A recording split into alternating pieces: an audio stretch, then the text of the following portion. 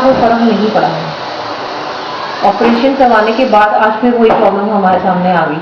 2 बार operation हुआ आपने? 2 बार लिखा हुआ? नहीं, एक ही बार ही हुआ था। अच्छा। हाँ जी। तो मतलब प्रॉब्लम इसके बाद हमें सॉल्व नहीं हुई।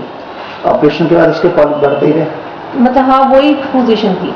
कराटे भी? हाँ जी। तो अब आपको जैसे यहाँ से ट्रीटमेंट लिया, जो जो फायदे हुए हैं वो क्या क्या?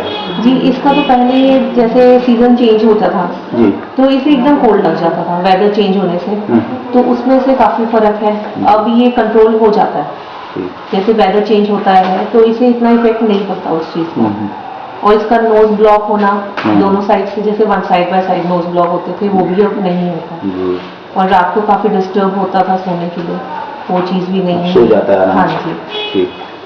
और स्वेटिंग वगैरह से जैसे होती थी, सांस फूलता था इसका, जैसे जरा सा भी वर्क करता था कुछ भी, तो वो चीज अब काफी कंट्रोल हो चुकी है।